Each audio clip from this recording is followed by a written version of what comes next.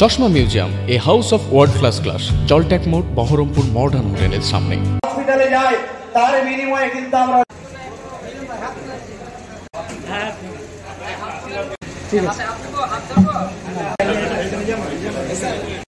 কল্যাণ কি খবর? এই তো একটু পেছনে চলে এসেছি।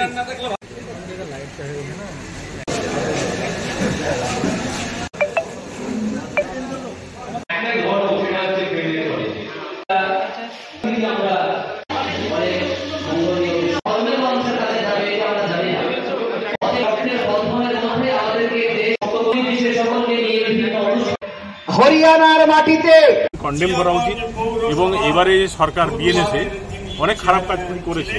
আইপিসি চেঞ্জ করে অনেক জিনিসকে অনেক নেগলেক্ট করেছে, অনেক জিনিস মডিফাই করে দিয়েছে। আমি এখন সবটা জানি না, কিন্তু এটা জানি যে মব লিঞ্চিংয়ের ক্ষেত্রে যে আইনটা করেছে, মব লিঞ্চিংয়ের ক্ষেত্রে আইনটা অনেক কড়া হয়েছে, কিন্তু সেটা যারা ইমপ্লিমেন্ট করবে তাদের সদিচ্ছা থাকাটা খুব জরুরি।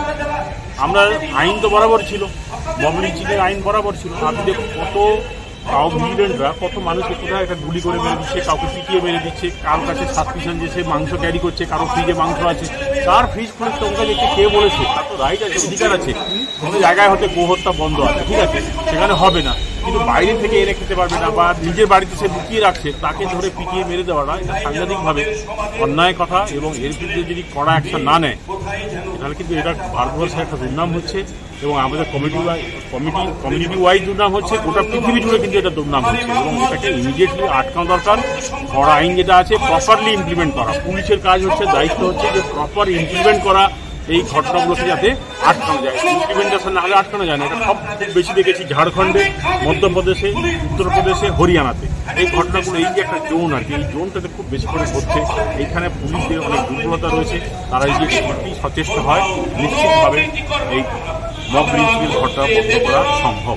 সঙ্গে এই আন্দোলনে যুক্ত, এবং সেটা নিয়ে সুপ্রিম কোর্টে কেস হয়েছে। হাইকোর্টে যে জাজ করেছে, হাইকোর্ট কিছু কারণ দেখিয়েছে, সেই কারণগুলোকে ফুলফিল করে ইমিডিয়েটলি দরকার যে আবার ওবিসি যারা ছিল, যারা চাকরিতে করছিল, যেভাবে ছিল সেই অবস্থা ফিরিয়ে আনাটা। এর জন্য হাইকোর্ট যে রায় দিয়েছে তার বিরুদ্ধে সুপ্রিম কোর্টে চ্যালেঞ্জ হয়েছে, এবং সুপ্রিম কোর্টে সেটা বিভিন্ন সংগঠন লড়ছে। এবং তার সঙ্গে সঙ্গে সবথেকে বড় কথা, সরকার এই কেসটার জন্য মানে হোল হার্টেডলি চেষ্টা করছে। কপিল সিব্বলের মতো অ্যাডভোকেটকে সেখানে নিয়োগ করেছে।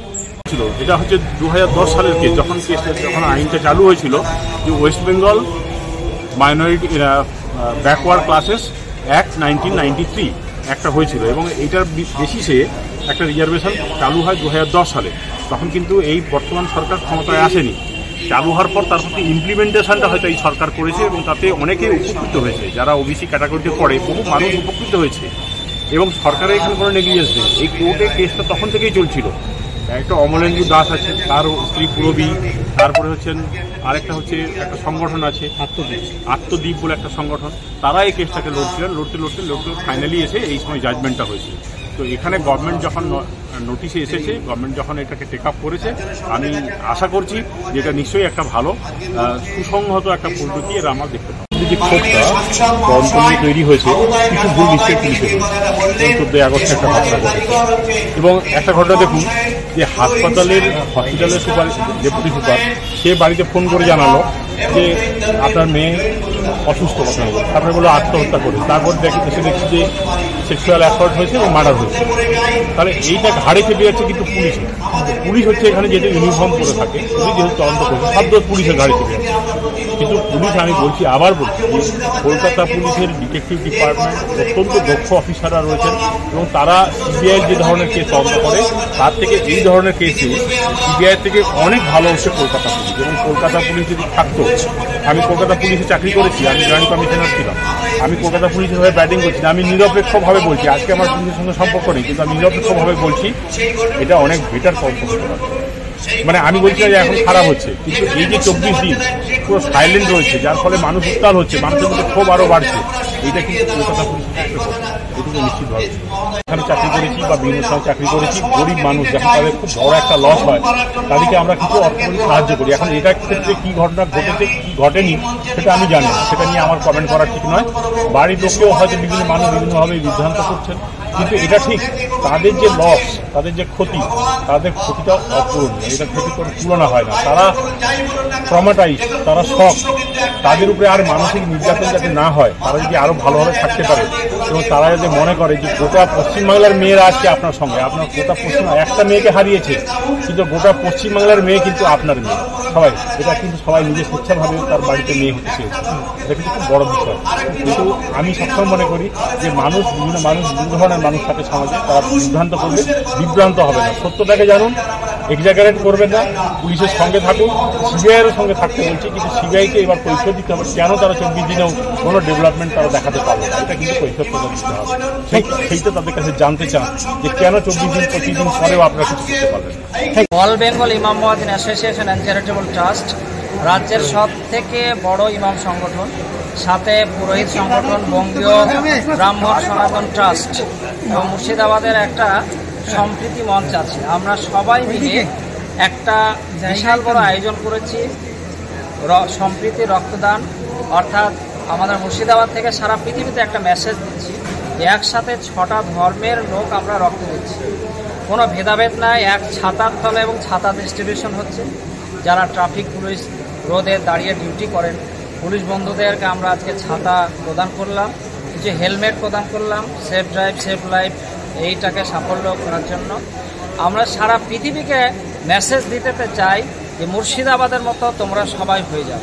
মুর্শিদাবাদ যেমন পথ দেখাচ্ছে সম্প্রীতির, যে আমরা যেমন রক্তের কোনো ভেদাভেদ নাই, কোনো জাত নাই, সেই রকমভাবে আমরা যেন একে অপরের পাশে দাঁড়াতে পারে, আমরা মানুষের পাশে দাঁড়াতে পারে, সেই মেসেজ দেওয়ার জন্য আমরা আজকে এখানে পুরোহিত আছে, ফাদার আছে, আমাদের রামকৃষ্ণ মিশনারি আছে, শিখ কমিউনিটির আছে, আমাদের এখানে জৈন আছে, সাই বাবা সত্য সাই ফাউন্ডেশন তারা আছে, অনেক স্বেচ্ছাসেবী সংগঠন এনজিও সবাই মিলে আমরা আজকে এখানে রক্ত দিলাম, সম্প্রীতি রক্তদান, সাথে সাথে ছাতা ডিস্ট্রিবিউশন, তার সাথে সাথে আপনার হচ্ছে হেলমেট প্রদান। এই এতগুলো প্রোগ্রাম আমরা আজকে রক্ত 101 জন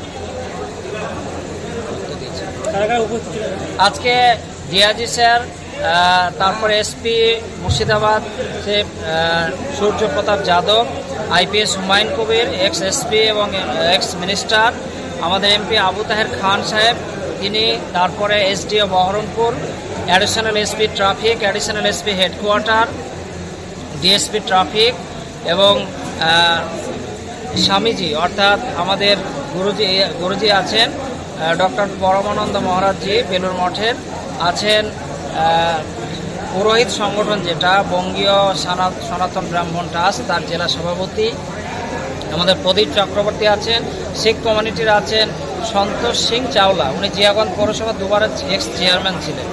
আমাদের এখানে ফাদার জয়তপল হাসদা আছে, বহরমপুর চার্চের ফাদার, আমাদের সংগঠনের চেয়ারম্যান, উনি এবার রাজ্য সরকারের পুরস্কার পেলেন, মাইনুল ইসলাম। তারপর অলিউল্লাহ বিশ্বাস আমাদের সভাপতি সাহেব আছেন, আতিকুর রহমান, এরশাদুজ্জামান, অনেকে আমাদের সবাই উপস্থিত আছেন। ওই বিভিন্ন এনজিওরা আছে। আমার নাম নিজামুদ্দিন বিশ্বাস, এই সংগঠনের আমি রাজ্য সম্পাদক।